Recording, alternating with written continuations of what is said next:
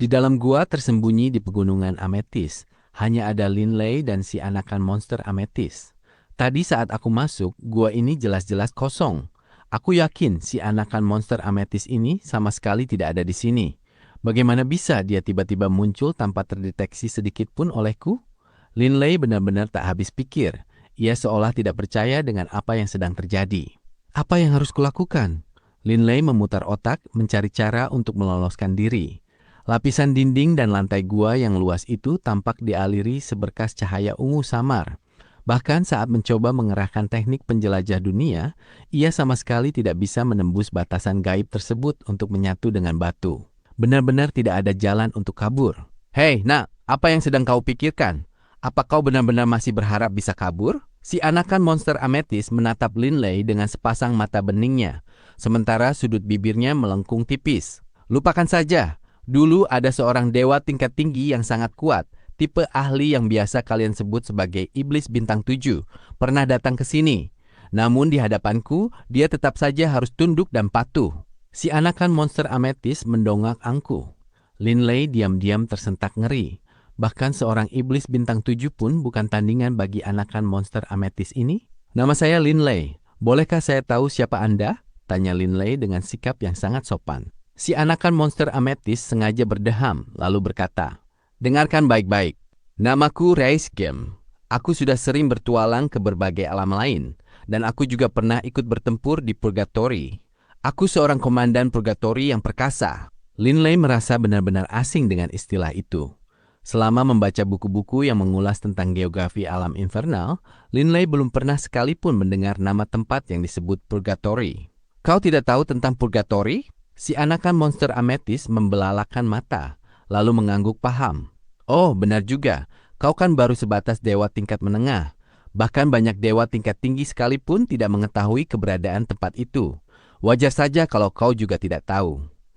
Berbicara denganmu benar-benar membuang waktu. Kau bahkan tidak tahu apa artinya menjadi seorang komandan Purgatory." Si anakan monster ametis tampak sangat kesal. Linley hanya bisa tersenyum getir. Ia sendiri tidak paham mengapa makhluk kecil bernama Reis Game ini meracaukan hal-hal tersebut kepadanya. "Nah, sekarang, bagaimana baiknya aku menghukummu?" Si anakan monster ametis bangkit berdiri. Cakar kecilnya yang gembul tampak mengelus dagu sambil melangkah mondar-mandir di dalam gua, larut dalam pemikiran yang dalam. "Bagaimana kalau kita main game menghancurkan batu? Mirip seperti orang terakhir yang mati kuhantam sampai hancur?" Mendengar ucapan itu, jantung Linley seketika berdegup kencang diliputi rasa ngeri. Game menghancurkan batu? Mati dihantam sampai hancur? Linley bisa membayangkan dengan sangat jelas kekejaman macam apa yang sanggup dilakukan oleh makhluk kecil ini. Tidak, kurang seru," gumam si anakan monster ametis sembari terus melangkah mondar-mandir. Mendengar racauan makhluk kecil itu, batin Linley terasa dingin dicekam kengerian. Monster kecil bernama Reis Game ini benar-benar sosok yang mengerikan. Dia memiliki kekuatan yang luar biasa dahsyat, namun dengan mentalitas anak kecil. Linley mulai dirundung kepanikan. Saat menundukkan kepala untuk menatap lantai gua, pandangannya kembali tertuju pada aliran cahaya ungu samar yang mengalir di sana. Aliran cahaya tersebut hanyalah lapisan energi tipis yang diam-diam disebarkan oleh Reis Game untuk menyelimuti seluruh lantai dan dinding gua. Namun Linley sama sekali tidak sanggup mengusiknya sedikit pun. Dari pembuktian sederhana itu saja, Linley tahu betul betapa mengerikannya tingkat kekuatan makhluk kecil ini. Ditambah lagi, ia sebelumnya telah menyaksikan sendiri bagaimana si anakan monster ametis menyerang dan menghabisi seorang dewa tingkat tinggi yang kuat dengan sangat mudah. "Saat ini hanya ada klon ilahi elemen bumiku di sini. Aku terlalu lemah." Linley meratapi nasibnya dalam hati.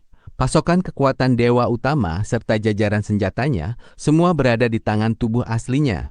Klon ilahi buminya ini bersih tanpa membawa persiapan apapun. Di situasi sekarang, ia sama sekali tidak memiliki modal untuk memberikan perlawanan. Linley mengamati wujud makhluk kecil itu dengan seksama. Jika dibandingkan dengan kawanan monster ametis lainnya, karakteristik mereka memang sangat mirip. Seluruh tubuhnya berwarna ungu pekat, sementara bagian kepala dan punggungnya ditumbuhi jajaran duri tajam yang berjumlah tepat 108 buah. Persis seperti postur tubuh monster ametis dewasa. Si anakan monster ametis mendadak bersorak riang, lalu melompat-lompat kegirangan. "Aku tahu harus bermain apa." Namun tiba-tiba, Raut wajah si anakan monster ametis mendadak kaku. Lalu dari sudut bibirnya, ia bergumam kesal. Bersenang-senang sedikit saja tidak boleh. Detik berikutnya, makhluk kecil itu mendongak menatap Linley dengan tatapan yang beralih dingin. Bocah, suasana hatiku sedang sangat buruk sekarang. Jadi terpaksa aku harus melampiaskannya kepadamu. Jika kau terbukti tidak berguna, aku akan langsung menghabisimu. Tuan Reisgem, seorang iblis bintang 7 saja tidak ada artinya di matamu. Mengapa Anda harus mengincar dewa tingkat menengah seperti saya? Firasat buruk seketika melanda benak Linley. Si monster kecil ini jelas-jelas tidak memiliki niat baik. Si anakan monster ametis mendengus ketus. Tutup mulutmu. Sialan. Jika bukan karena perintah yang memaksaku untuk terus mendekam di pegunungan ametis selama jutaan tahun sebelum diizinkan keluar, mana sudi aku memedulikan dewa tingkat menengah sepertimu. Walau kau agak lemah, setidaknya kau masih bernyawa untuk dijadikan teman bermain. Sembari berucap, makhluk kecil itu mengibaskan cakar mungilnya. Seketika itu juga, sebutir batu hitam yang memancarkan pendaran cahaya ungu pekat mendadak muncul dan melayang di hadapannya. Linley spontan mengamati batu hitam misterius itu dengan teliti.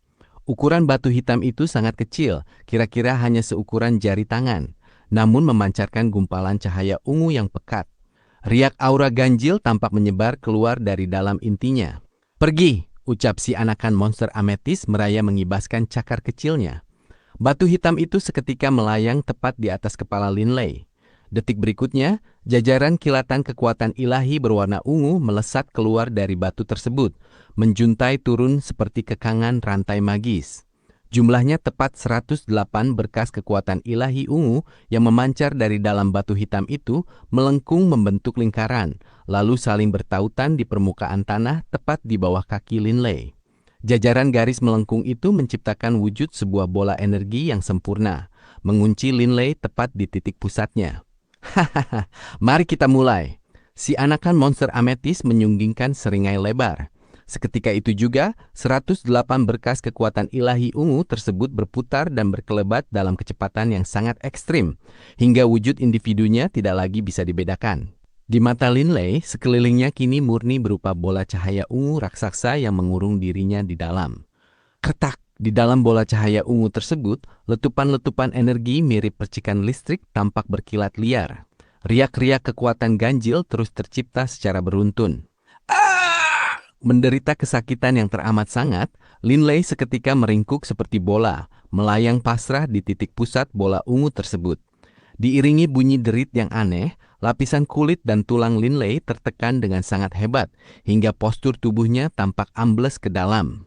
Linley bisa merasakan dengan sangat jelas bahwa pendaran cahaya ungu di sekelilingnya memancarkan riak daya tolak yang masif.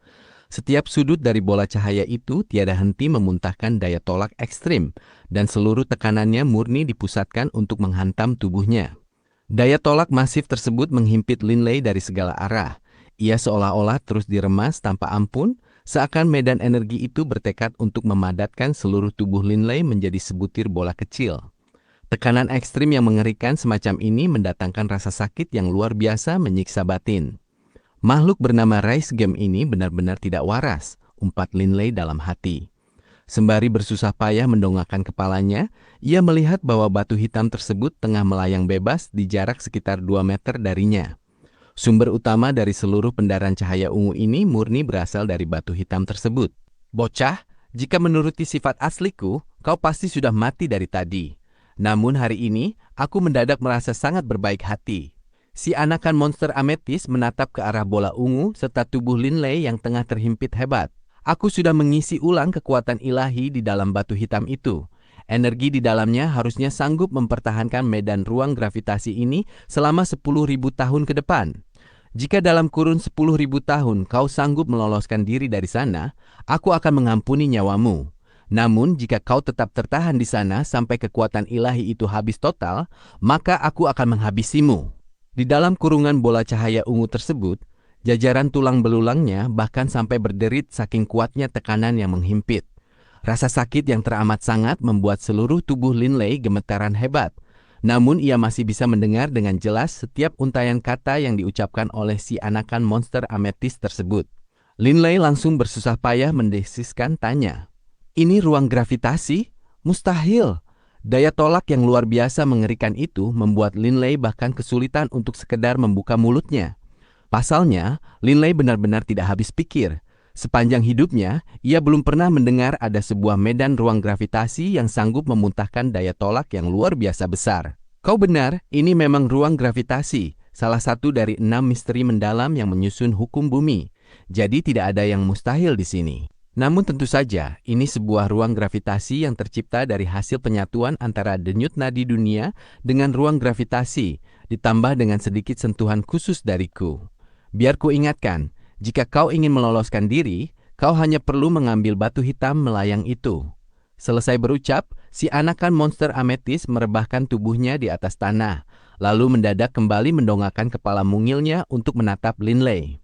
Oh, benar juga. Walau rasanya sangat menyiksa, jangan berani-berani bersuara. Jika suaramu sampai mengganggu tidurku, aku akan langsung membunuhmu. Linley menahan rasa sakit luar biasa yang mencabik-cabik seluruh tubuhnya. Sama sekali tidak berani mengeluarkan suara sedikit pun. Suara dengkur halus segera menggema memenuhi seisi rongga gua. Linley didera penderitaan yang luar biasa. Daya tolak gaib ini sama sekali tidak lebih lemah dibandingkan dengan daya tarik gravitasi ekstrim dari pegunungan ametis. Hantaman dahsyat yang meremas seluruh tubuhnya membuat ia merasa seperti hendak mati saking sakitnya. Apalagi wujudnya saat ini bukanlah tubuh aslinya yang sanggup masuk ke wujud naga. Di tengah siksaan rasa sakit yang begitu hebat, ia dilarang keras bersuara. Sementara si anakan monster ametis, pelaku utamanya, justru asik mendengkur di sana. Makhluk keparat ini benar-benar menjadikanku mainan, umpat Linley dalam hati.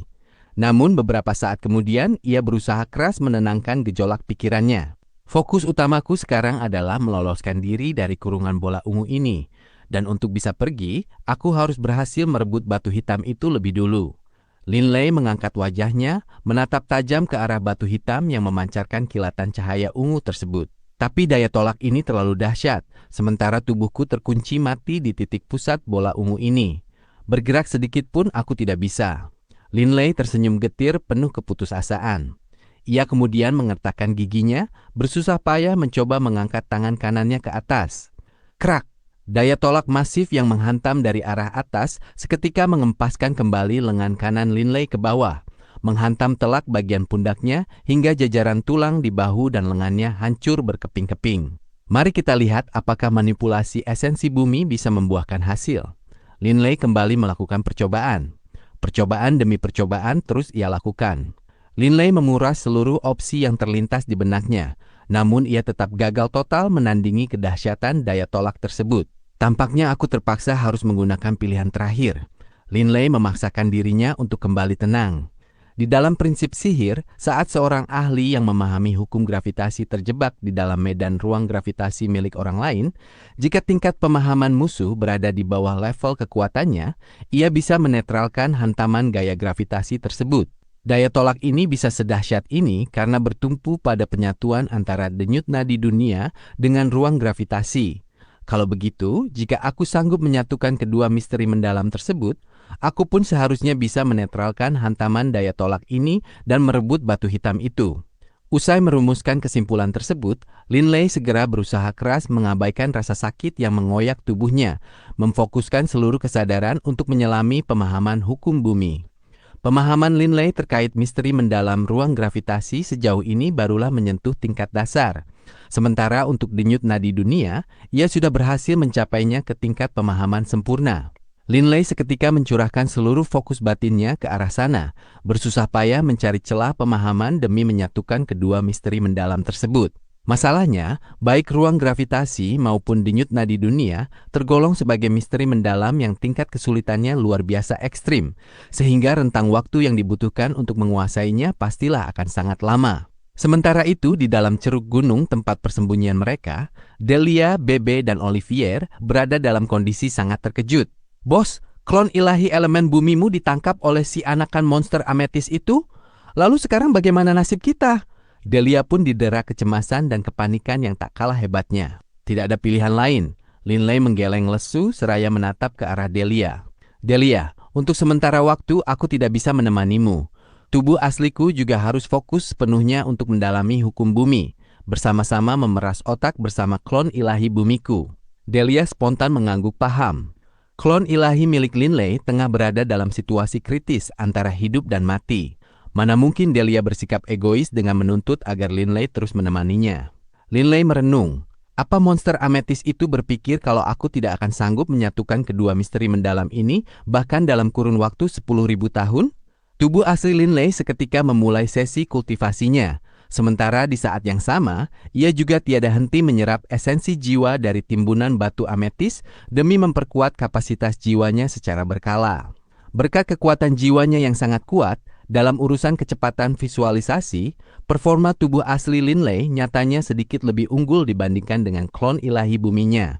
Baik tubuh asli maupun sang klon kini memusatkan seluruh fokus batin mereka pada hukum bumi dan visualisasi. Menyatu. Bagaimana caranya aku menyatukan denyut nadi dunia dengan ruang gravitasi ini? Pemahaman Linley terkait ruang gravitasi terus merangkak naik seiring waktu. Namun dalam urusan menyatukan keduanya, Linley bahkan belum mendapatkan sekelumit pun petunjuk dasar untuk memulainya. Di dalam ceruk gunung tersebut, Delia dan Bebe menatap lurus ke arah Linley yang tengah duduk bersila melakukan meditasi di kejauhan.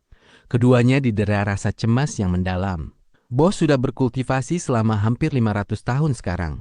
Mengapa belum ada pergerakan apapun darinya? Tanya Bebe resah.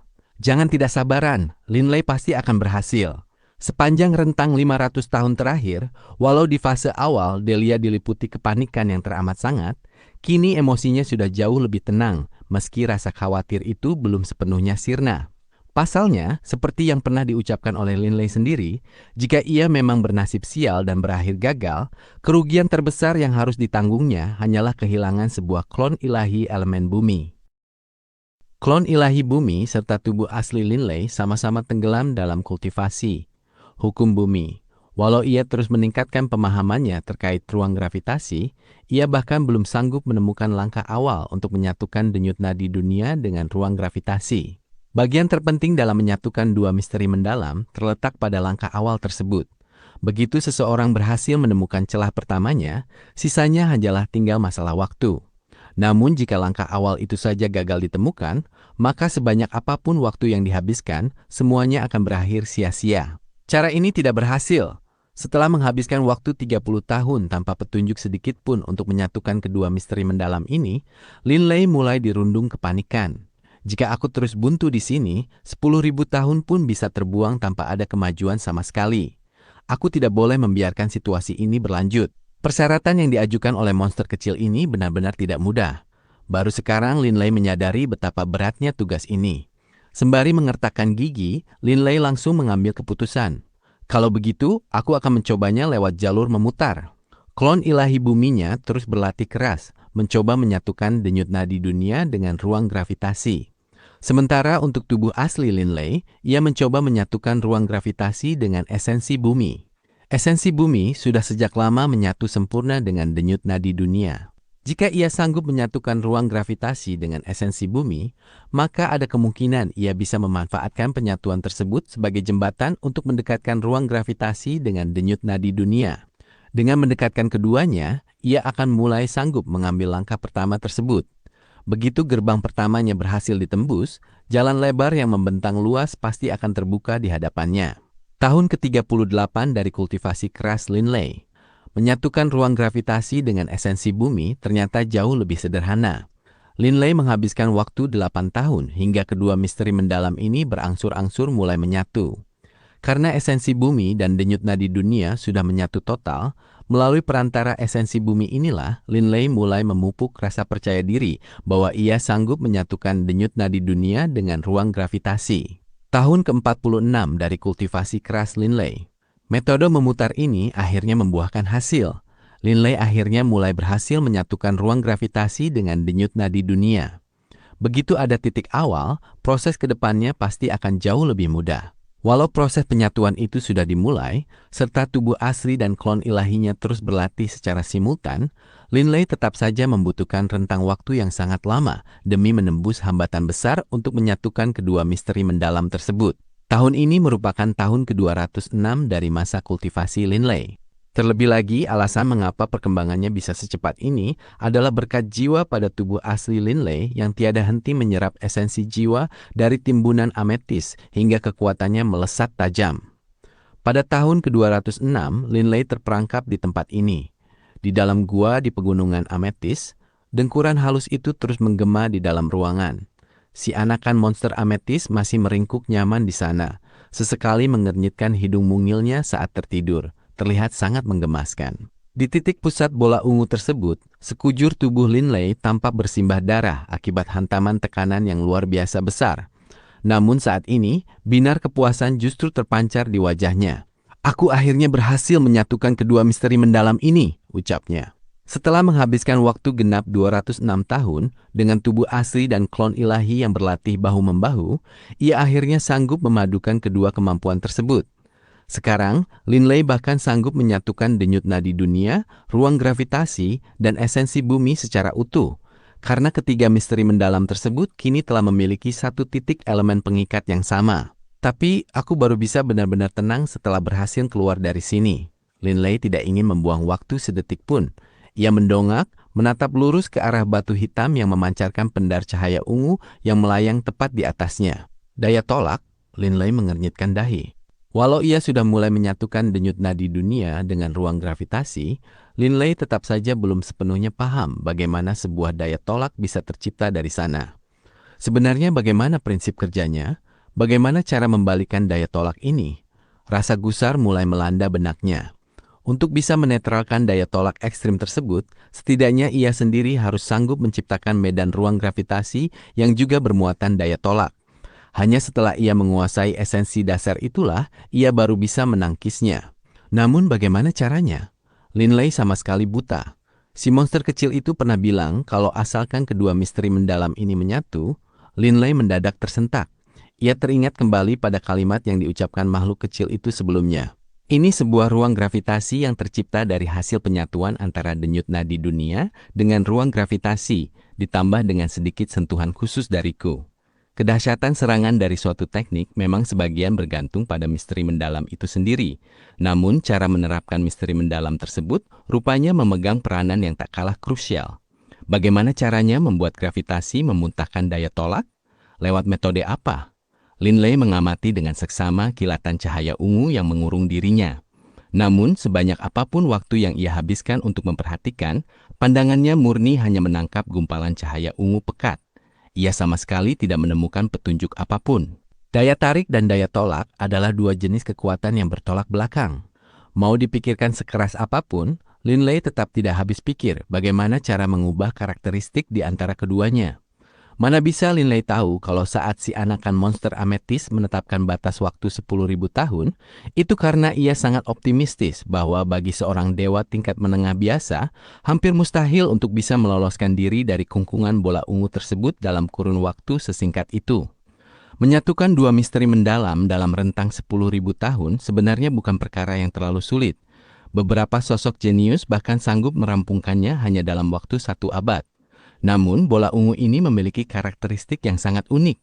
Kuncinya bukan terletak pada misteri mendalam itu sendiri, melainkan pada metode penerapan yang luar biasa spesifik, sebuah mahakarya yang paling dibanggakan oleh Rice Game. Sembari mengabaikan siksaan rasa sakit yang mendera, Linley memejamkan mata, fokus melakukan berbagai simulasi dan hipotesis di dalam benaknya.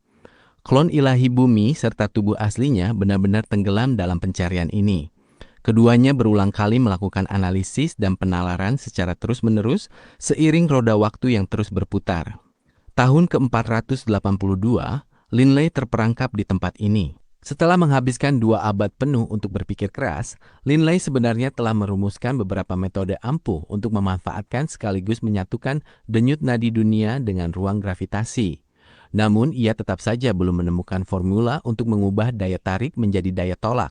Apa yang harus kulakukan? Linley mulai dirundung kegusaran yang amat sangat. Setelah memeras otak selama 200 tahun, ia masih belum menemukan celah bagaimana sebuah daya tolak bisa tercipta. Semua cara sudah kupikirkan, tapi tetap saja sia-sia. Semua kemungkinan sudah kucoba. Apa yang harus kulakukan? Apalagi? Linley menatap bingung kilatan cahaya ungu di sekelilingnya. Rasa frustrasi dan amarah mulai berkecamuk di dalam hatinya. Apa pada akhirnya situasinya akan sama seperti yang kukatakan pada Delia, bahwa aku harus merelakan klon ilahi bumi ini? Linley sama sekali tidak sudi melepaskan klon ilahi elemen buminya. Bukan semata-mata karena klon ilahi tersebut mewakili satu nyawa, bukan pula karena efektivitas serangan jiwanya yang kuat, melainkan karena bumi yang membentang luas. Di dalam benak Linley, sesosok bayangan pria berjubah putih panjang dengan jenggot putih yang menjuntai seketika terlintas. "Kakek Dohering," gumamnya. Kakek Doheringlah yang telah membimbing Linley untuk menapaki jalur sihir elemen bumi. Linley juga tahu betul kalau kakek Dohering selalu mendambakan tekad untuk bisa menembus tingkat Saint demi menjadi seorang dewa. Sayangnya, kakek Dohering tidak pernah mendapatkan kesempatan itu. Linley sendiri telah berlatih mati-matian hingga akhirnya sanggup menjadi seorang dewa dalam hukum bumi, dan kini bahkan telah menapakkan kaki di alam tinggi.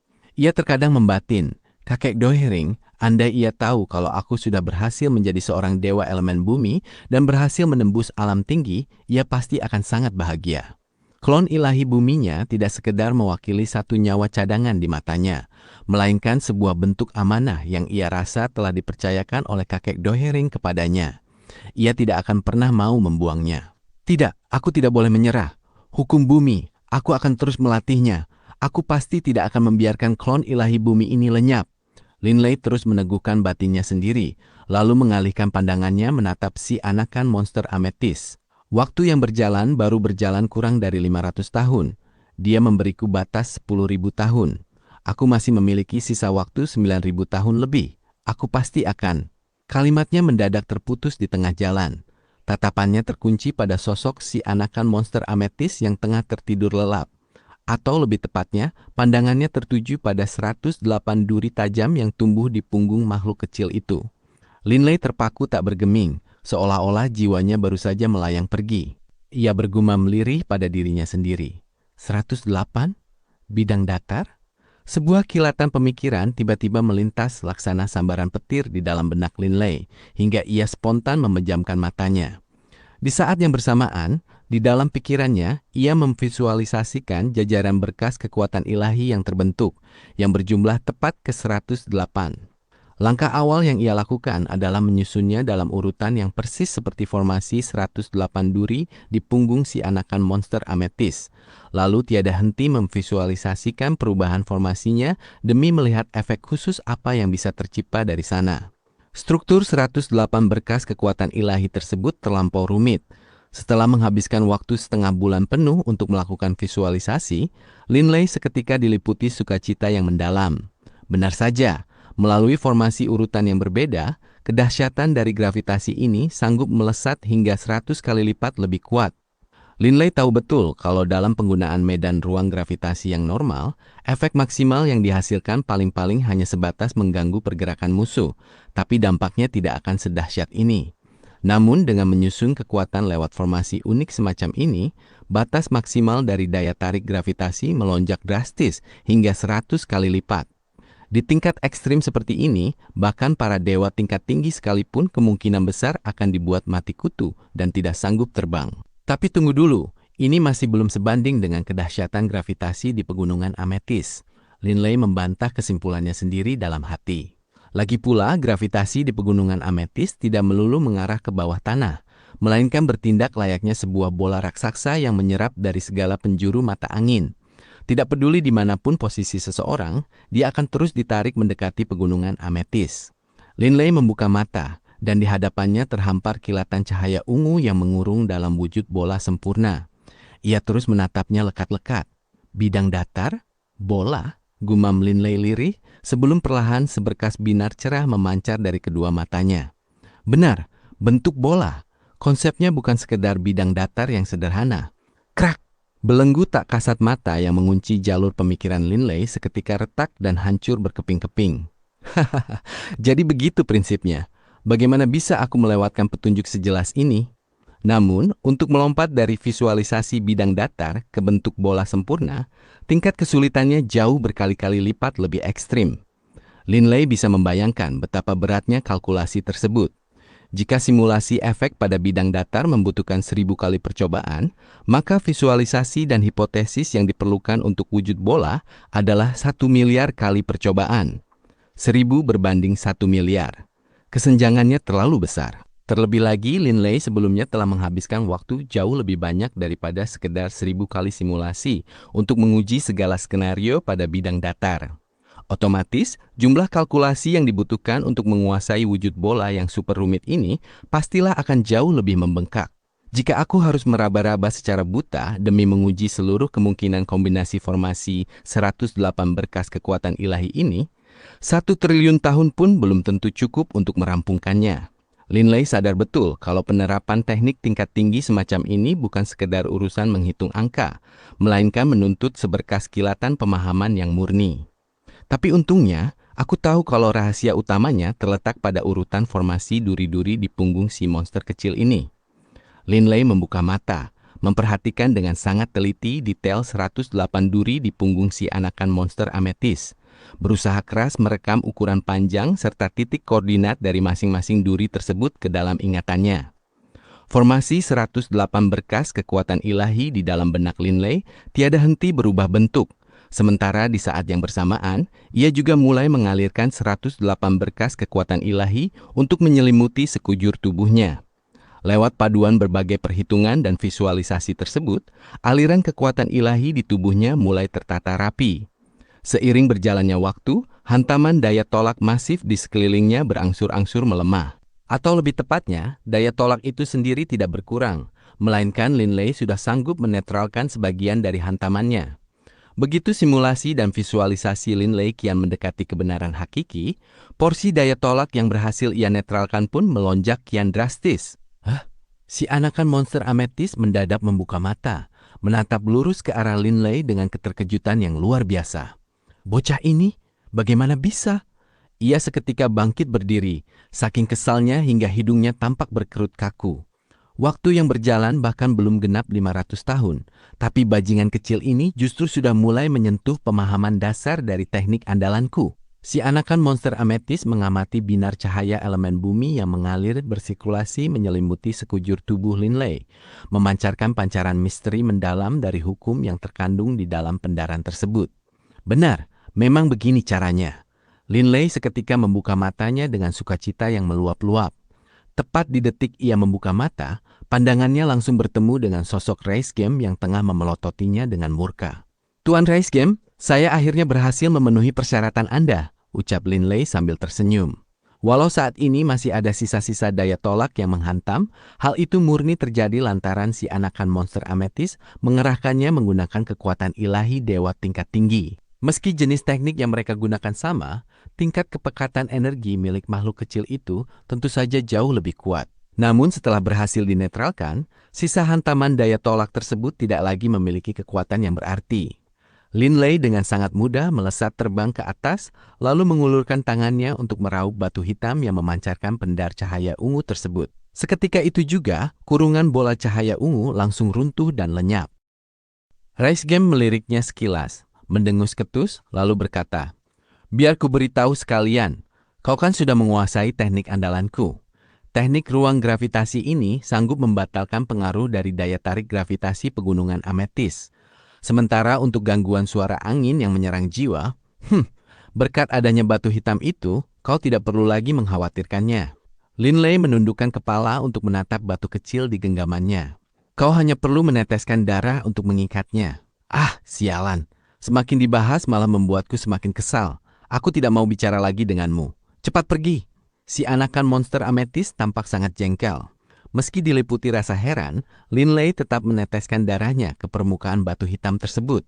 Sesaat setelah darahnya meresap, batu hitam itu seketika melebur masuk ke dalam tubuhnya, menyatu secara langsung dengan jiwanya. Linley kini bisa merasakan adanya sebuah karakteristik aneh yang luar biasa menakjubkan dari dalam batu hitam ini. Linley bisa merasakan bahwa batu hitam tersebut menyimpan gumpalan kekuatan yang luar biasa padat di dalamnya. Hanya saja luapan energi itu terlampau dalam dan tersembunyi. Di samping itu, Linley juga bisa mendeteksi adanya 108 berkas energi spiritual yang mengalir bersirkulasi di dalam sana, yang posisinya tiada henti berubah-ubah. Linley seketika tersentak kaget diliputi rasa tak percaya. Teknik yang berhasil ia rumuskan setelah memeras otak sedemikian rupa ternyata hanyalah salah satu bentuk penerapan yang paling dasar dan superficial saja. Benda macam apa sebenarnya batu hitam ini? Linley berdecak kagum penuh keheranan. Di saat yang bersamaan, ia melirik si anakan monster ametis dengan tatapan tak percaya. Walau si monster kecil ini berulang kali bilang ingin menyiksaku, dia nyatanya justru menghadiahkan batu hitam ini kepadaku. Benda ini jelas-jelas bukan barang sembarangan. Linley benar-benar tidak habis pikir. Mengapa si anakan monster ametis bersikap demikian? Terima kasih banyak Tuan Reisgem, ujar Linley tulus penuh rasa syukur. Si anakan monster ametis hanya memalingkan wajahnya ke arah lain. Linley tidak ingin membuang kata lagi. Ia segera memicu teknik penjelajah dunia dan melesat meninggalkan rongga gua tersebut. Si anakan monster ametis kembali merebahkan diri di lantai gua. Tiba-tiba, susunan bebatuan di dinding gua bergeser, bertransformasi memunculkan wujud sebongkah wajah raksasa. Gem-gem, ada apa? Apa kau sedang merajuk? Wajah batu itu secara mengejutkan membuka mulutnya dan berbicara. Benar, aku sedang kesal, sahut Reisgem dengan nada ketus. Lagi pula, jangan panggil aku Gem-gem. Aku sudah susah payah mendapatkan mainan baru, dan aku bahkan baru saja merumuskan berbagai ide seru untuk menyiksanya. Tapi kau malah melarangku dan justru memberinya hadiah berharga semacam itu. Bagian bibir dari wajah batu itu bergerak tipis. Gem-gem, jangan merajuk begitu. Dulu sekali, aku memiliki utang budi kepada pemimpin klan dari klan 4 binatang ilahi. Sudah kukatakan, jangan panggil aku Gem-gem, raung Reisgem murka, sebelum mendengus dan langsung menabrakkan tubuh mungilnya ke arah dinding gua, melebur masuk ke dalam batuan dan lenyap seketika. Setelah lewat sekian lama pun, sifatnya tetap saja mirip anak kecil. Wajah batu di dinding gua itu menghala napas penuh kepasrahan, sebelum wujudnya berangsur-angsur memudar dan permukaan dinding batu kembali ke bentuk normalnya seperti sedia kala. Pegunungan Ametis masih saja diselimuti kabut sedingin es. Di dalam ceruk gunung, Delia duduk dengan tenang sambil memejamkan mata. Hari ini terasa damai, sama seperti hari-hari sebelumnya.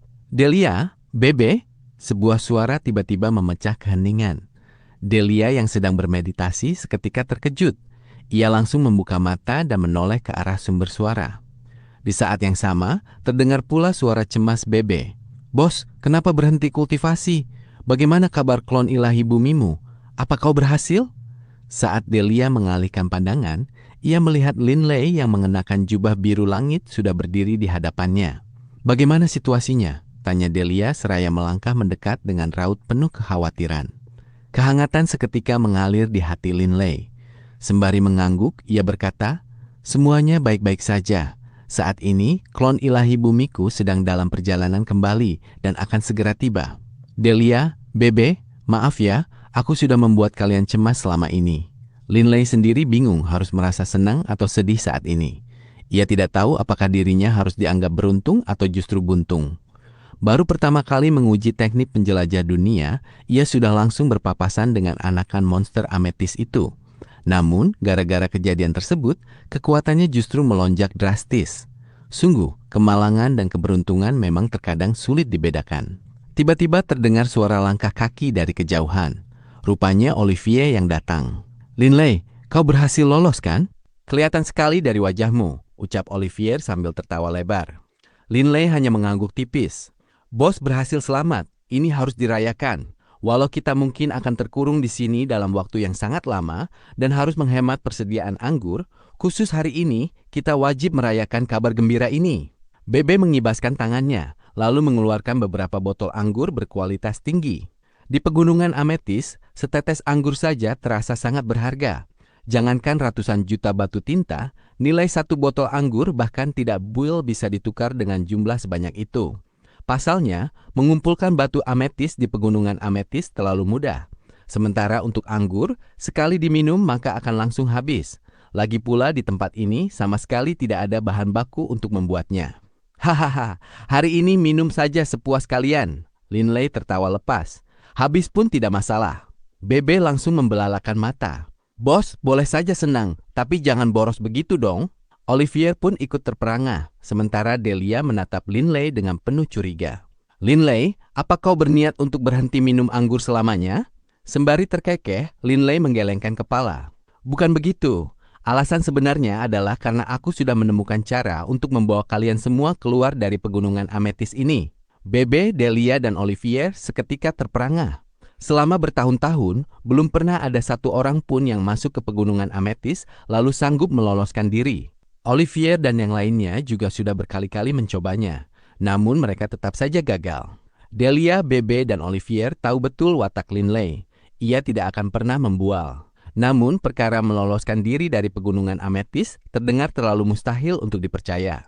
"Bos, kau serius?" tanya Bebe sekali lagi, masih diliputi keraguan. "Linley, awas saja kalau kau cuma memberiku harapan palsu." Olivier terkekeh, meski sepasang matanya menatap tajam ke arah Linley dengan seberkas harapan yang membuncah. "Linley, apa kau punya cara untuk menetralkan daya tarik gravitasi yang dahsyat itu?" Delia langsung menusuk ke inti persoalan. "Tenang saja, kalau aku bilang kita bisa pergi, berarti kita memang bisa pergi," sahut Linley penuh keyakinan. Rona antusiasme seketika terpancar di wajah Bebe, Delia, dan Olivier. "Bos, bagaimana caranya?" cecar Bebe. Linley tersenyum. "Baiklah, biar ku praktikkan langsung. Kalau tidak, kalian pasti tidak akan percaya," ucapnya. Tubuh asli Linley mampu meminjam kekuatan ilahi dari klon ilahinya. Detik berikutnya, sekujur tubuh Linley mulai dialiri gelombang luapan kekuatan ilahi elemen bumi, dan ia langsung memicunya berdasarkan pemahaman yang telah berhasil ia kuasai. Riak energi geomagnetik melesat keluar dari sepasang kaki Linley, menjalar luas menembus permukaan tanah. Di saat yang bersamaan, tanah dalam radius 100 meter mulai bergetar beriak dengan ganjil. Linley tersenyum seraya menatap ke arah Delia, Bebe, dan Olivier. "Bagaimana menurut kalian?" "Ah," Delia dan yang lainnya seketika terperangah. Mereka menyadari dengan rasa tak percaya bahwa daya tarik gravitasi ekstrim dari pegunungan Ametis yang menghantam tubuh mereka mendadak menyusut drastis hingga lebih dari 90%. Walau sisa tarikan gravitasinya masih terasa, beban tersebut tidak lagi sanggup menahan mereka bertiga untuk melesat terbang. Delia, Bebe, dan Olivier pun dengan sangat mudah melayang meninggalkan permukaan tanah. "Linley, kemampuan apa ini?" Olivier benar-benar didera rasa tak percaya. Wajah Bebe dipenuhi keterkejutan. "Garland dan Jarod dulu pernah bilang padaku bahwa sekalipun seseorang berhasil menguasai ruang gravitasi, kemampuan itu tidak akan berguna di pegunungan Ametis ini. Sampai sekarang, belum pernah ada satu orang pun yang sanggup menetralkan daya tarik gravitasi sepertimu, bos. Walau memang ada beberapa ahli yang cukup kuat untuk memaksakan diri terbang menembus tarikan gravitasi, mereka murni mengandalkan kekuatan kultivasi, sangat berbeda dengan Linley yang bertumpu pada penerapan misteri mendalam. Sekarang kalian percaya kan?" Linley tidak bermaksud menjabarkannya lebih jauh. "Percaya, aku sangat percaya." Wajah Olivier diliputi kegembiraan yang luar biasa, seolah beban rasa frustrasinya selama bertahun-tahun seketika sirna. "Bos, lalu bagaimana dengan wilayah suara angin aneh itu?" tanya Bebe. "Zona kacau itulah yang menjadi biang kerok utama mengapa ada begitu banyak ahli yang berakhir terkurung di tempat ini." Linley terkekeh tenang. "Haha, tidak perlu cemas. Saat kita melangkah keluar nanti, aku yang akan membereskannya." Linley masih mengingat dengan sangat jelas ucapan si anakan monster ametis bernama Reiskem tersebut bahwa di wilayah jangkauan suara angin, dengan mengandalkan batu hitam ini, ia akan sanggup melewatinya dengan aman. "Aku harus meluangkan waktu untuk menguji kegunaan batu hitam ini dengan teliti," batin Linley. Sejak melangkah keluar dari gua, Linley terburu-buru untuk segera kembali hingga belum sempat menganalisis karakteristik batu hitam tersebut. Namun dari pandangan sekilas yang ia lakukan sebelumnya saja, sudah membuktikan kalau batu hitam ini menyimpan keunikan yang luar biasa mencengangkan. Terlebih lagi, benda tersebut menyimpan pancaran aura yang sanggup membuat hati bergetar, ditambah aliran energi spiritual di dalamnya yang tiada henti berubah posisi. Segala keunikan itu sukses memantik rasa penasaran Linley. Tapi tentu saja, aku masih membutuhkan sedikit waktu untuk bersiap-siap dan menguasai metode yang akan kita gunakan untuk meloloskan diri dengan matang. Pegunungan Ametis ini sebenarnya sangat aman. Di alam infernal, tempat kultivasi yang seaman ini tergolong luar biasa langka, ucap Linley. Benar, jika mengesampingkan kendala kabut putih yang membatasi jarak pandang hingga 100 meter saja, hantaman gravitasi ekstrim, serta pola hidup yang monoton dan menjemukan, Pegunungan Ametis benar-benar menjadi lokasi yang sangat aman, kecuali saat pecahnya hari gelombang kabut. Olivier ikut mengangguk setuju. Tepat pada saat itu, klon ilahi bumi yang tengah menempuh perjalanan pulang akhirnya menyembul keluar dari bebatuan, lalu melebur masuk ke dalam tubuh asli Linley. Delia dan Bebe yang menyaksikan pemandangan tersebut seketika mengembuskan napas lega. Hahaha, bos, ayo kita rayakan, seru Bebe dengan sukacita yang meluap-luap setelah menerima dua kabar gembira secara beruntun. Usai pesta perayaan kecil yang digelar oleh rombongan berempat tersebut, Linley segera memfokuskan perhatiannya untuk mengkaji rahasia di balik batu hitam tersebut. Batu hitam ini menyimpan pancaran aura berelemen bumi, sekaligus memiliki riak aura spiritual yang kental. Benar-benar aneh, Linley mengamati wujud batu hitam tersebut dengan seksama, sementara benaknya dirundung jajaran pertanyaan sebelum ia tersenyum tipis. Mungkin batu hitam ini memiliki keterikatan tertentu dengan batu ametis, gumamnya. Karakteristik ametis pada dasarnya murni berafinitas elemen bumi. Kendati demikian, ametis nyatanya juga menyimpan kandungan energi spiritual yang sangat besar. Karakteristik tersebut sangat identik dengan apa yang dimiliki oleh batu hitam ini.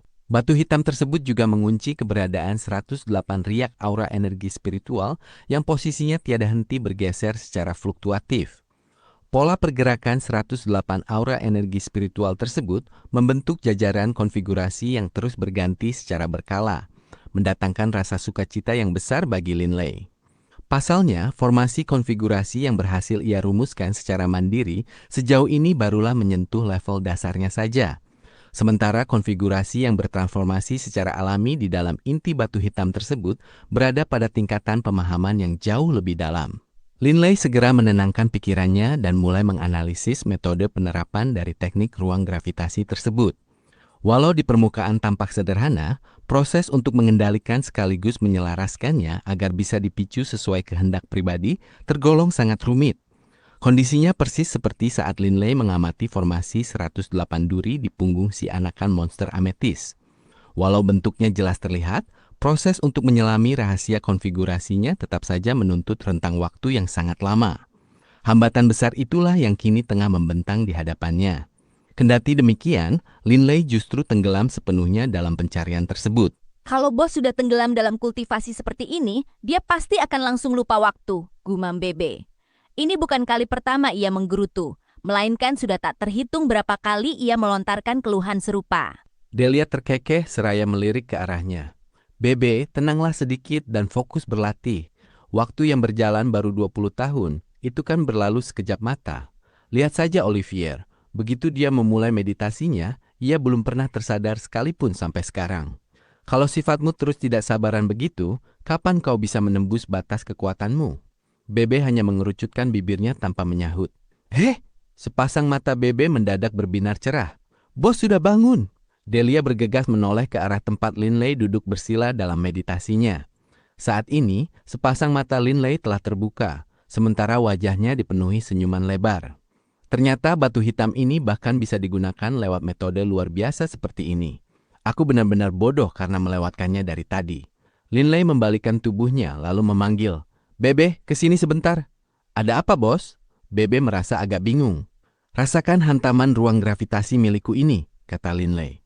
Bebe mendongak lalu segera melangkah mendekat. Dengan nada meremehkan ia berkata, ruang gravitasi? Kerahkan saja kekuatan terbaikmu, bos. Aku dibekali struktur tubuh yang luar biasa tangguh. Mau sekuat apapun ruang gravitasi milikmu, kemampuan itu tidak akan bisa melukaiku sedikit pun.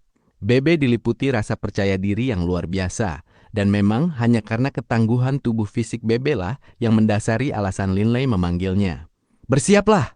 Linley langsung memicu kekuatannya.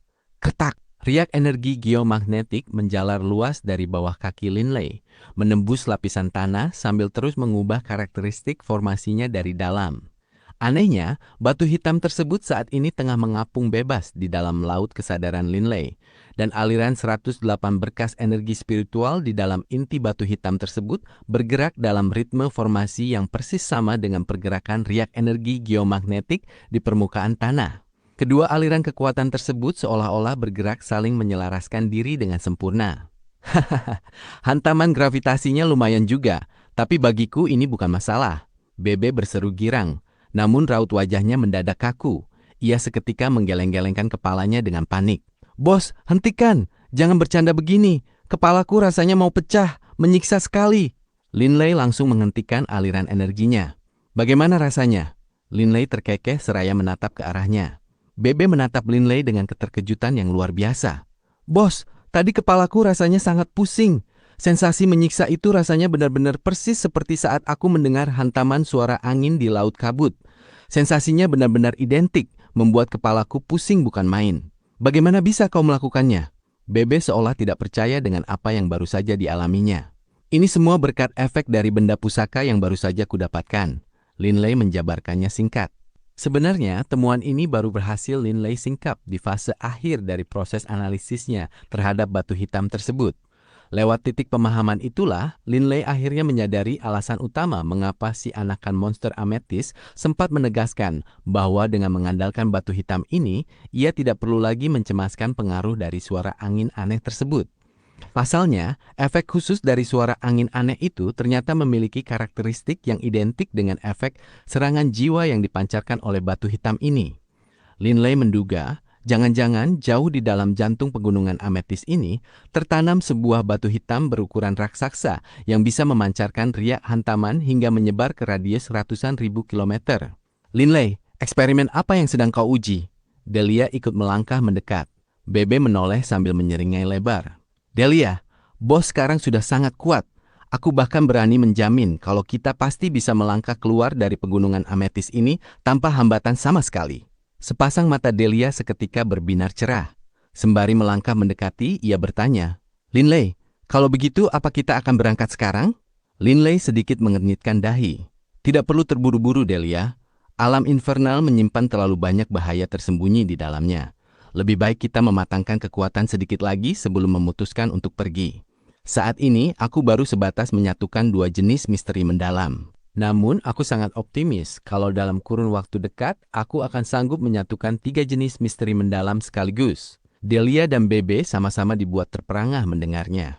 Di luar sana, ada cukup banyak ahli yang sanggup memadukan 2 jenis misteri mendalam. Namun, yang berhasil menguasai 3 jenis sekaligus tergolong luar biasa langka. Perlu dipahami kalau banyak kalangan iblis bintang 6 sekalipun, rata-rata baru sebatas menyatukan 3 jenis misteri mendalam. Sementara untuk kombinasi 4 jenis, bahkan sosok tangguh sekelas Elquin yang menyandang gelar iblis bintang 7 pun baru sanggup memadukan 4 jenis misteri mendalam. Setiap kenaikan satu tingkat, tingkat kedahsyatan kekuatan yang dihasilkan akan melonjak hingga 10 kali lipat lebih kuat. Otomatis tingkat kesulitannya pun akan merangkak naik secara eksponensial. Aku sangat percaya diri untuk bisa menyatukan 3 misteri mendalam. Tapi bagaimana dengan kombinasi 4 jenis? Pikiran Linley seketika tertuju pada teknik penjelajah dunia. Sampai detik ini, ia belum mendapatkan sekelebat pun petunjuk dasar terkait bagaimana cara menyatukan misteri mendalam, jalan dunia dengan salah satu dari ketiga misteri mendalam yang telah ia kuasai. Untuk bisa menyatukan 4 jenis sekaligus, setidaknya ia harus mulai menemukan celah penyatuan di antara keempatnya. Esensi bumi sudah lama menyatu dengan denyut nadi dunia, dan sebagian juga telah menyatu ke dalam ruang gravitasi. Saat ini, menyatukan ketiga misteri mendalam tersebut dengan sempurna hanyalah masalah waktu semata. Karena itulah, Linley tentu tidak akan memilih untuk buru-buru pergi. Pegunungan ametis tetap tenang seperti biasa. Seiring bergulirnya hari-hari yang damai, pemahaman Linley terhadap hukum bumi berangsur-angsur meningkat. Tingkat penyatuan ketiga jenis misteri mendalam itu pun terus berkembang. Waktu mengalir tanpa suara, dan dalam sekejap mata, 120 tahun telah berlalu. Di atas sebongkah batu, Linley duduk bersila dalam posisi meditasi. Sekujur tubuhnya sampai tertutup lapisan debu. Tiba-tiba, pusaran energi berputar mengelilingi tubuhnya, menyapu bersih seluruh debu tersebut. Linley membuka mata lalu mengembuskan napas panjang. Sambil menghentikan latihannya sejenak, ia bergumam, tinggal sedikit lagi, ketiga misteri mendalam ini akan menyatu sepenuhnya. Ia kemudian berkata, menembus hambatan memang sulit. Kalau sudah tertahan di hambatan terakhir, entah butuh berapa lama lagi. Menyatukan misteri mendalam punya 2 titik krusial. Pertama, mencari titik temu, dan kedua, melewati hambatan akhir. Waktu yang dibutuhkan untuk kedua hal itu sama sekali tidak bisa ditebak. Meski begitu, perasaan Linley sedang sangat bagus. Ia hanya berjarak 1 langkah kecil untuk bisa menyatukan ketiga misteri mendalam ini. Kekuatannya saat ini bahkan sudah melonjak 5 atau 6 kali lipat dibanding masa lalu, ketika ia baru menyatukan 2 misteri mendalam. Dulu saat mengawal Salomon dan hartanya, kami sempat terjebak di dalam kastil pasir itu. Sekarang, aku akan menciptakan Blackstone Prison milikku sendiri.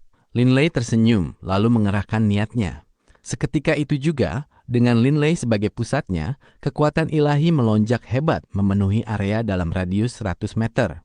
Esensi elemen bumi dalam jumlah besar berkumpul, langsung membentuk sebuah penjara hitam yang tertutup rapat.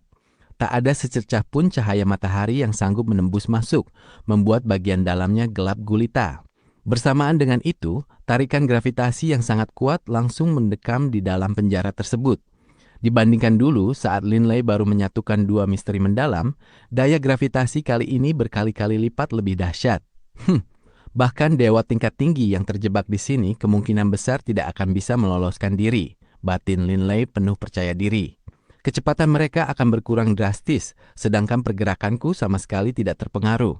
Aku bisa menghabisi dewa tingkat tinggi itu dengan mudah. Blackstone Prison, sebuah kurungan yang tercipta dari perpaduan misteri mendalam denyut nadi dunia, ruang gravitasi, dan esensi bumi, dengan memanfaatkan benda pusaka misterius berwujud batu hitam sebagai intinya. Di dalam penjara ini, siapapun yang terkurung akan menderita akibat kekangan gravitasi yang sangat kuat, sementara jiwa mereka juga akan ikut terhantam. Korban hanya akan mampu mengerahkan kurang dari 1/10 kekuatan penuhnya. Di dalam wilayah kekuasaan ini, Linley dipastikan bisa menumbangkan lawan-lawannya dengan mudah.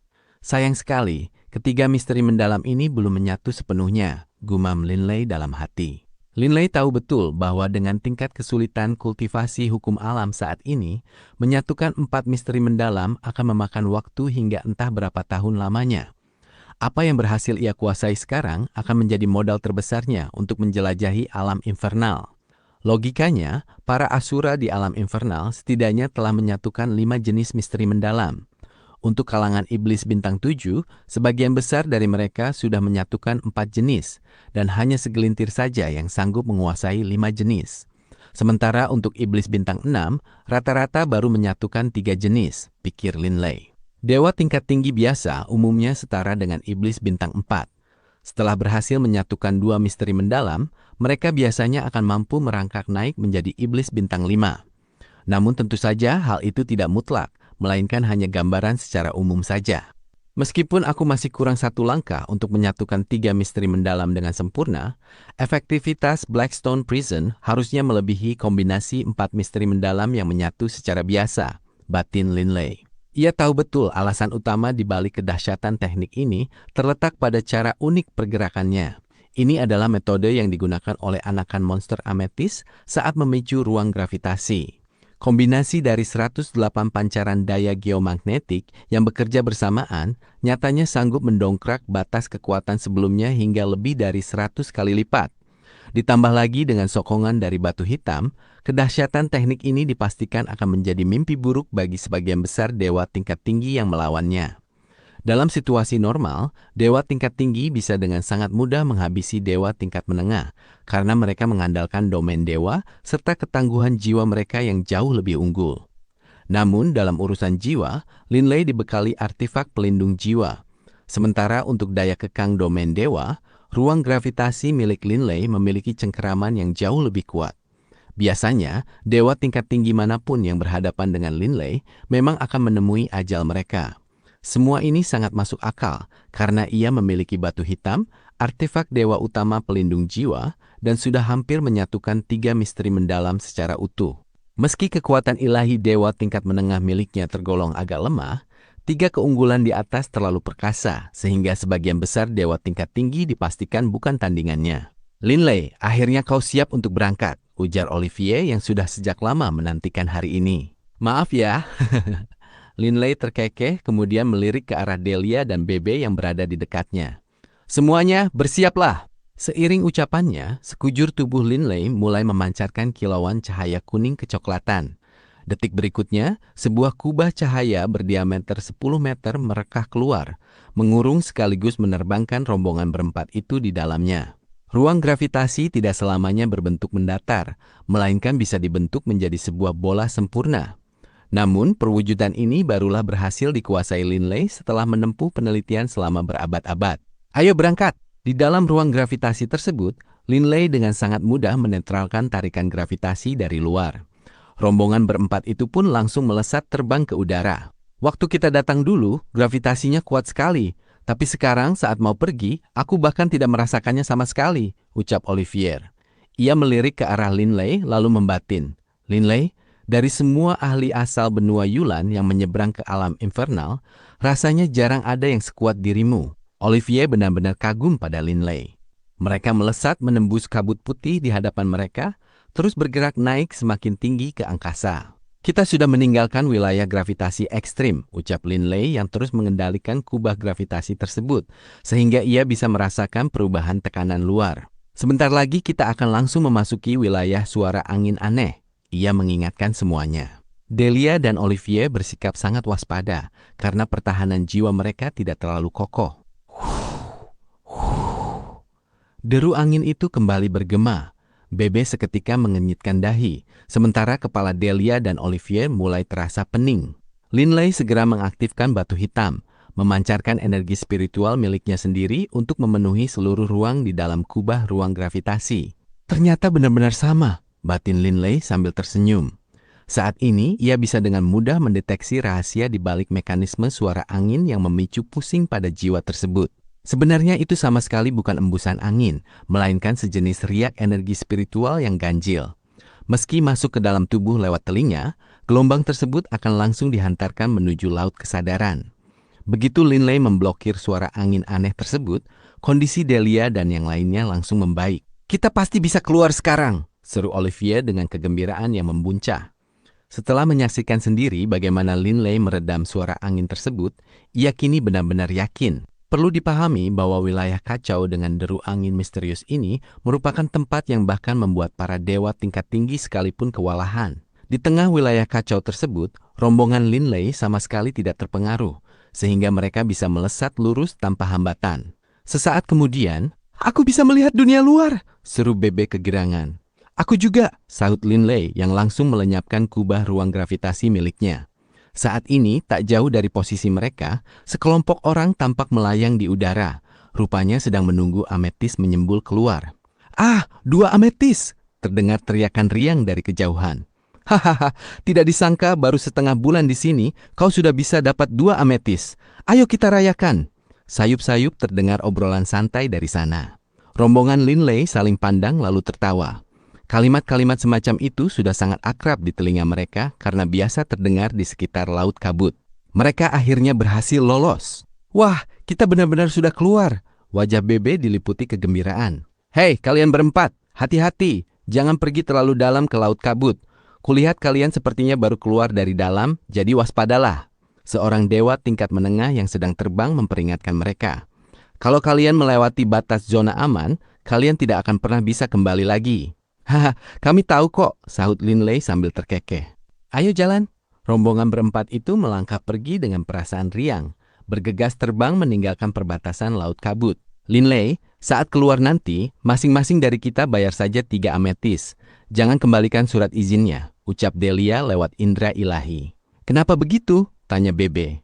Linley sempat bingung, namun ia segera menangkap maksudnya. Delia menjelaskan kembali lewat indera ilahi. "Aku khawatir setelah setiap gelombang kabut berlalu, 18 klan itu akan mengganti jenis surat izinnya. Kalau kita mengeluarkan surat izin lama kita, mereka bisa tahu kalau kita masuk sejak gelombang kabut sebelumnya. Mereka pasti akan curiga kalau kita berhasil keluar dari dalam pegunungan ametis. Begitu ketahuan, kita akan berada dalam masalah besar." Bebe dan Olivier langsung paham. Kemungkinan itu memang sangat besar. Kalau sampai ketahuan, riwayat kita pasti tamat, batin Linley. Perlu diketahui bahwa di dalam pegunungan ametis, mengumpulkan ametis terlalu mudah, layaknya memungut uang di jalanan. Rombongan Linley segera terbang menuju garis perbatasan luar, dan 2 pria berjubah hitam langsung menghampiri mereka. Salah satu dari mereka melirik ke arah Delia dengan raut terkejut, terutama saat melihat lencana iblis yang tersemat di dadanya. Ini adalah seorang iblis dewa tingkat tinggi. Sangat jarang ada seorang iblis dewa tingkat tinggi yang sudi memasuki laut kabut hanya untuk mengumpulkan ametis.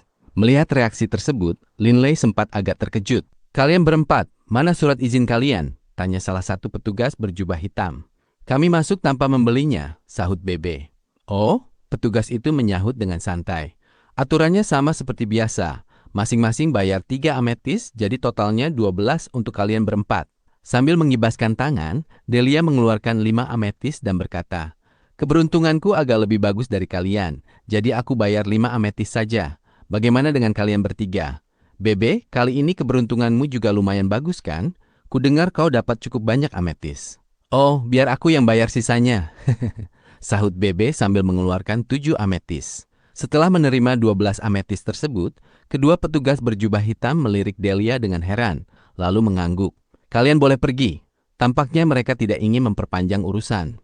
Rombongan Linley tersenyum lalu bergegas terbang menjauh. Sementara dari balik punggung mereka, terdengar sayup-sayup percakapan kedua petugas tersebut. Iblis tingkat tinggi itu ikut mengumpulkan ametis juga. Ada apa dengan dia? Entahlah, mungkin wanita itu baru menjadi dewa tingkat tinggi saat sedang mengumpulkan ametis di dalam. Oh, benar juga. Itu sangat mungkin. Padahal baru beberapa abad sejak gelombang kabut berlalu. Tapi bocah kurus tadi beruntung sekali sampai bisa mengumpulkan 7 ametis.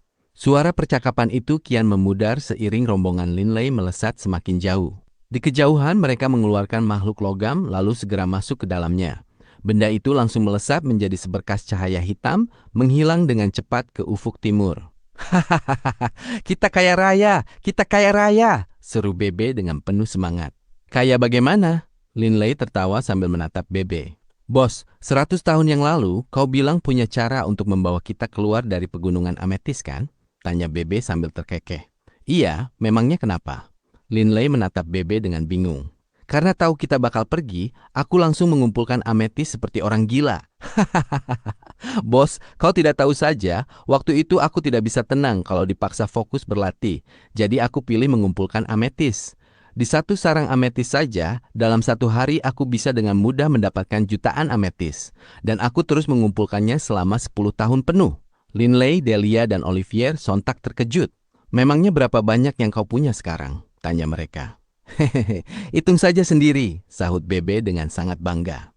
"Di pegunungan ametis, benda ini memang tidak ada harganya, tapi di tempat lain nilainya sangat tinggi," pungkasnya.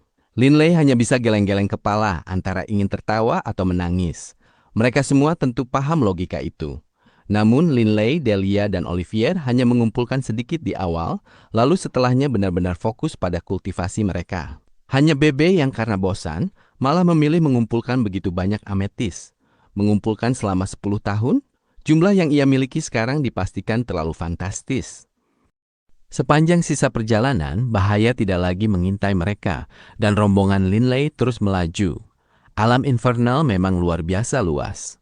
Perjalanan dari pegunungan Amethyst menuju kota Blue Maple di prefektur Rainbow memakan waktu hingga 8 tahun penuh bagi mereka. "Kita sudah sampai di kota Blue Maple," seru Bebe dengan gembira. Keempat orang di dalam makhluk logam itu diliputi kegembiraan yang luar biasa. "Akhirnya kita sampai juga." Saat menatap menembus dinding logam transparan dan menyaksikan keindahan kota Blue Maple yang kuno di kejauhan, kegembiraan yang mendalam seketika menyeruak di dada Linley. Sepanjang perjalanan ini, mereka telah melewati bahaya yang tak terhitung jumlahnya, dan baru sekarang mereka berhasil menjejakkan kaki di kota Blue Maple yang berada di prefektur Rainbow. Dengan tibanya mereka di kota ini, mereka bisa segera memulai perjalanan menyeberangi Laut Star Mist. Setelah melewati lautan tersebut, mereka akan sampai di tempat para leluhur Linley berada, benua Bloodridge. Prefektur Rainbow, kota Blue Maple. Kota ini terletak di ujung paling tenggara dari seluruh benua Redbud. Dari kota Blue Maple, seseorang hanya perlu terbang beberapa saat saja untuk mencapai perbatasan Laut Star Mist yang begitu luas tanpa batas. Siapapun yang melakukan perjalanan dari benua Redbud menuju benua Jadefloat di timur atau benua Bloodridge di tenggara, sebagian besar akan melewati tempat ini karena kota Blue Maple merupakan titik terdekat. Beberapa serikat dagang raksasa juga mendirikan cabang di sini, menjadikan kota Blue Maple jauh lebih ramai dan sibuk dibandingkan dengan kota-kota lain di benua Redbud. Gerbang kota Blue Maple ternyata dijaga oleh para prajurit pasukan Redbud. Menarik juga, Olivier terkekeh pelan sembari memuji. Saat ini, rombongan Linley yang terdiri dari 4 orang sudah memasuki kota Blue Maple dan sedang menyusuri jalanan kota tersebut. Kota Blue Maple adalah kota yang sangat maju dan padat. Sektor perdagangan membuat banyak serikat dagang berpusat dan berangkat dari sini. Banyak pula ahli yang ingin menyeberang ke benua lain memulai perjalanan mereka dari lokasi ini. Jadi sangat masuk akal jika beberapa prajurit pasukan Redbat ditempatkan di titik sepenting ini, ujar Linley sembari mengedarkan pandangannya ke sekeliling. Suasana hati Linley sedang sangat baik sembari menikmati pemandangan kota Blue Maple yang menyuguhkan atmosfer berbeda dibandingkan dengan kota Royal Wing. Bagaimanapun, mereka telah berhasil mengambil langkah awal yang besar dalam perjalanan panjang menuju prefektur Indigo. Linley panggil Delia pelan melalui indera ilahi. Ada apa? Linley menoleh dengan bingung. Delia memberi isyarat mata ke arah Bebe. Saat itulah Linley baru menyadari bahwa gelagat Bebe tampak agak tidak seperti biasanya. Sejak tiba di kota Blue Maple, Bebe yang biasanya ceria dan cerewet mendadak tidak mengucapkan sepatah kata pun. Ia mengenakan topi jerami yang menutupi separuh wajahnya, sama sekali tidak memedulikan bangunan megah ataupun keramaian orang di sekitarnya. Bebe hanya berjalan dalam diam. Sulit menebak apa yang berkecamuk di dalam benaknya dari ekspresi wajahnya yang tertutup itu. Tetapi melihat pemandangan ini, Linley mulai paham. Kemungkinan besar hanya urusan tentang Nisse yang bisa membuat Bebe murung seperti ini. Bebe, panggil Linley. Bebe langsung tersentak dari lamunannya, lalu menatap Linley dengan bingung. Bos, ada apa memanggilku? Apa kau sedang memikirkan Nisse? Linley menunduk untuk menatap Bebe. Iya, Bebe mengangguk pelan dengan raut wajah yang tampak sedih. Nini pergi ke benua Jade Float. Dia pasti berangkat dari kota Blue Maple juga, ucapnya. Begitu menginjakkan kaki di kota Blue Maple, ingatan Bebe langsung tertuju pada Nisse. Ia kemudian mengembuskan napas pendek. Tapi dia datang ke kota Blue Maple berabad-abad yang lalu. Bebe mengangkat kepalanya lalu tersenyum kecut. Bos, aku tidak apa-apa. Nini sudah lama pergi ke benua Jade Float, jadi pasti akan sangat sulit mencarinya sekarang. Nanti kalau ada kesempatan, sudahlah, ayo jalan. Kita langsung ke Kastil Iblis saja. Sembari berbicara, Bebe berjalan mendahului mereka. Linley dan Delia saling bertukar pandang lalu melangkah mengikutinya. Olivier justru sempat beralih fokus sejenak, seolah-olah sedang merenungkan sesuatu. Setelah Linley dan yang lainnya berjalan agak jauh, Olivier, apa yang sedang kau pikirkan? Suara Linley membuat Olivier tersadar dari lamunannya dan segera bergegas menyusul mereka. Apa kau benar-benar sudah mantap ingin ikut dengan kami menuju benua Bloodridge? Linley terkekeh. Selama perjalanan dari kota Blue Maple, ia sempat membicarakan hal ini dengan Olivier. Laut Star Mist itu sangat luas dan sulit diprediksi bahaya seperti apa yang akan kita jumpai di sepanjang jalan, ujar Linley. Olivier tersenyum tenang. Linley, di alam infernal ini, aku tidak punya tujuan khusus. Tidak masalah bagiku untuk bertualang bersama kalian selama beberapa waktu. Lagi pula, meskipun Laut Star Mist menyimpan banyak bahaya, bukankah kami memiliki dirimu, seorang ahli yang hebat? Percakapan Linley dan Olivier di tengah padatnya jalanan kota Blue Maple terdengar oleh beberapa orang di sekitar mereka. Orang-orang tersebut seketika melirik sinis ke arah Linley, entah dengan tatapan meremehkan atau geli.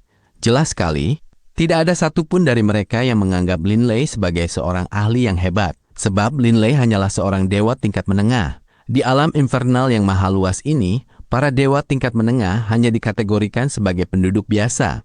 Mereka sama sekali belum pantas disebut sebagai ahli yang hebat. Menyadari tatapan orang-orang di sekitarnya, Linley benar-benar tidak tahu harus tertawa atau menangis. Olivier, sejak kapan kau pandai memuji seperti itu? Ucapnya. Olivier yang ia kenal seharusnya adalah sosok yang kaku dan sedingin es, bukan tipe orang yang suka melempar gurauan semacam ini.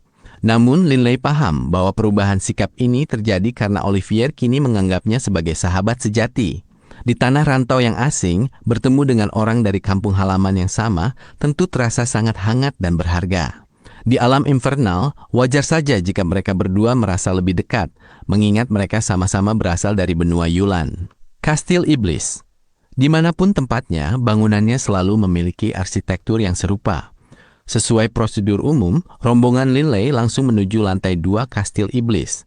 Di lantai tersebut terdapat deretan ruangan yang salah satunya dikhususkan bagi para iblis bintang 1 untuk mengambil misi. Rombongan Linley yang berjumlah 4 orang kemudian melangkah masuk ke salah satu ruangan yang sedang kosong. Di dalam ruangan tersebut, seorang wanita berambut pirang dengan jubah ungu sudah menunggu. Wanita berjubah ungu itu mengangkat kepalanya, melirik ke arah mereka berempat, lalu berujar tenang. Katakan, Misi seperti apa yang kalian cari? Kami berempat ingin mengambil misi bintang 2. Jika bisa, yang jalurnya dari kota Blue Maple menuju kota Nishan di benua Bloodridge, jawab Linley. Kota Nishan sendiri berada di wilayah barat laut benua Bloodridge. Jika berangkat dari benua Redbud, sebagian besar pelancong memang akan mendarat di kota Nishan terlebih dahulu. Benua Bloodridge. Tunggu sebentar. Wanita berjubah ungu itu menatap Linley dengan mata birunya yang jernih, lalu memejamkan mata sejenak. Saat membuka mata kembali, sebuah gulungan tebal sudah berada di genggamannya. Ia membuka gulungan tersebut sembari menjelaskan. Untuk rute dari kota Blue Maple menuju kota perbatasan Nishan di benua Bloodridge dalam kurun waktu sebulan ke depan, tersedia 13.043 jenis misi yang berbeda, dan 1.836 diantaranya adalah misi bintang 2. Silakan pilih sendiri.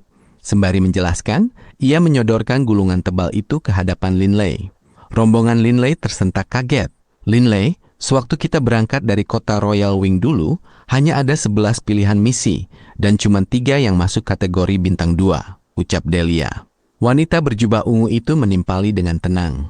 Setiap hari ada gelombang besar orang yang melakukan perjalanan dari kota Blue Maple menuju benua Bloodridge, benua Jade Float, ataupun Laut Star Mist. Kebanyakan dari mereka bergerak dalam bentuk kafilah dagang mandiri.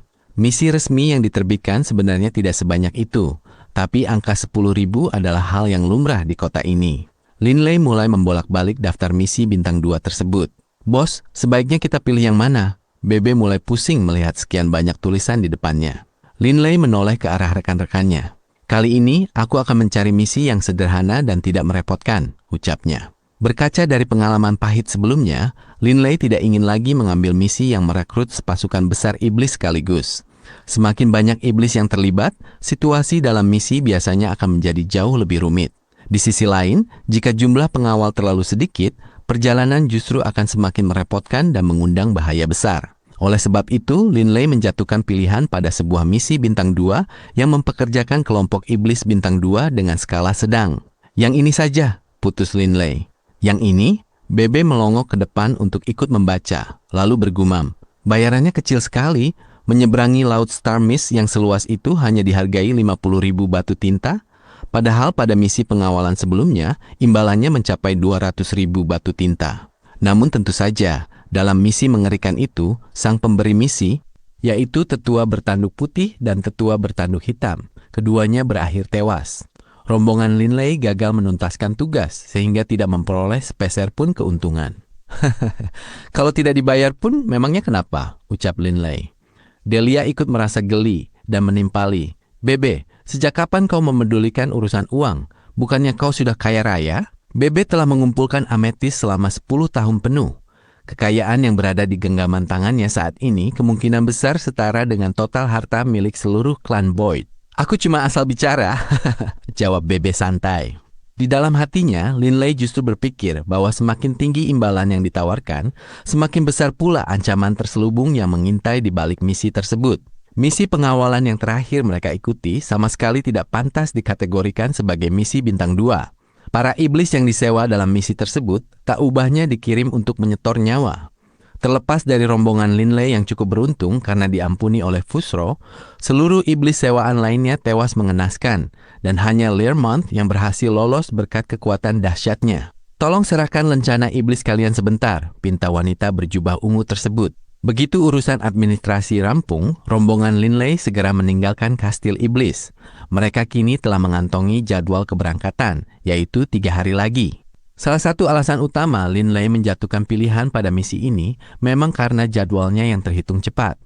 Rombongan Linley mula-mula menikmati hidangan lezat di tempat makan, lalu memborong banyak persediaan makanan nikmat serta anggur untuk disimpan sebelum akhirnya menuju ke penginapan. 3 hari berikutnya mereka habiskan dengan bersantai di dalam halaman pribadi area penginapan tersebut. Setelah berlatih selama 600 tahun, kekuatanku dalam elemen bumi dan angin sudah berkembang cukup pesat. Hanya saja perkembangan pada klon ilahi apiku masih terlalu lambat. Linley membatin sembari duduk merenungkan hasil latihannya di halaman tersebut. Selama 600 tahun yang ia habiskan di pegunungan Ametis, klon ilahi buminya mencatatkan pencapaian paling besar. Sementara itu, klon ilahi anginnya juga akhirnya berhasil menyatukan secara sempurna misteri mendalam gelombang suara dan musik, sekaligus mencapai tahap akhir pada misteri mendalam esensi angin yang lebih sederhana. Kendati demikian, hukum elemen angin secara keseluruhan memiliki 9 misteri mendalam, dan semakin jauh ia melangkah, perkembangannya pun terasa kian melambat. Sedangkan untuk klon ilahi elemen api, dalam rentang waktu 600 tahun, ia baru memperoleh pemahaman dasar mengenai teknik tubuh api dan belum berhasil menembus ranah dewa tingkat menengah. Linley memejamkan matanya. Di dalam laut kesadarannya, tepat di atas permukaan laut spiritual, 3 sosok tubuh tampak duduk bermeditasi. Mereka adalah Linley yang mengenakan jubah kuning kecoklatan, Linley berjubah hijau muda, dan Linley berjubah merah api. Ketiga wujud Linley tersebut duduk membentuk formasi segitiga, dan di atas mereka melayang sebuah jiwa berbentuk pedang dengan kilau pelangi. Tepat di bawah jiwa berbentuk pedang tersebut, terdapat sebutir batu hitam. Di saat yang bersamaan, jalinan kabut emas tampak perlahan terserap ke dalam jiwa berbentuk pedang itu. Hanya saja, laju penyerapan tersebut kini sudah berjalan sangat lambat. Linley mengernyitkan dahi lalu membuka matanya. Selama 600 tahun terakhir, aku sudah memasukkan banyak ametis ke dalam cincin Coiling Dragon untuk dimurnikan dan diserap. Setelah 6 abad penyerapan tanpa henti, kecepatannya sekarang justru menjadi semakin lambat. Fenomena ini baru ia rasakan dalam beberapa hari terakhir. Sebelumnya, kecepatan penyerapan energinya tidak pernah berkurang sedikit pun. Mungkinkah kapasitas esensi jiwa yang bisa ditampung oleh suatu jiwa memiliki batasan tertentu? Linley membatin heran. Tak lama kemudian ia mengangguk pelan. Memang masuk akal jika ada batasnya. Sebab jika sebuah jiwa bisa terus-menerus menguat tanpa batas, akan jadi seperti apa hasil akhirnya nanti? Linley sendiri belum tahu pasti. Meskipun menyerap esensi jiwa dapat memperkuat jiwa seseorang dan tampaknya meningkatkan mutunya, pada kenyataannya ini hanyalah sebuah bentuk perubahan kualitas yang dipicu oleh lonjakan kuantitas. Gambarannya mirip seperti botol, jika diisi dengan gas secara berlebihan, gas tersebut akan termampatkan dan terpaksa mencair akibat tekanan yang tinggi. Ini adalah contoh nyata dari kuantitas yang mengubah kualitas. Namun tetap saja ada batas maksimalnya. Jika botol itu terus-menerus dijejali gas, bahkan setelah gas tersebut berubah wujud menjadi cairan, cairan yang meluap melewati batas kapasitas pada akhirnya akan membuat botol itu meledak, dan dalam kasus ini, jiwanya akan hancur berantakan. Kondisi inilah yang sedang dialami oleh Linley saat ini. Jiwanya telah menyentuh batas kapasitas maksimal sehingga tidak bisa lagi menyerap energi tambahan. Jika ingin memperkuat jiwanya lebih jauh lagi, ia harus memperbesar ukuran wadah pembungkus jiwa tersebut dan menjadikannya lebih kokoh agar bisa menampung lebih banyak energi spiritual yang jauh lebih padat. Transformasi semacam ini barulah bisa disebut sebagai perubahan kualitas yang sesungguhnya. Namun hanya ada satu jalan untuk mencapainya, yaitu dengan menerobos ke ranah kultivasi berikutnya. Bahkan dengan menyatukan diri dengan sebuah percikan ilahi, benda tersebut tetap akan memicu perubahan pada jiwa pemiliknya. Namun tentu saja, menjadi seorang dewa melalui hasil jeripayah dan pemahaman sendiri akan mendatangkan turunnya hukum alam, yang secara otomatis mendongkrak mutu intrinsik dari jiwa tersebut. Itulah alasan mengapa banyak dewa tingkat tinggi memiliki jiwa yang jauh lebih kuat dibandingkan para dewa tingkat menengah, meskipun mereka tidak pernah menyerap esensi jiwa sama sekali. Linley memang sudah menyerap esensi jiwa dalam jumlah yang sangat banyak, tetapi kekuatan jiwanya saat ini baru bisa dikatakan berada di puncak dewa tingkat menengah.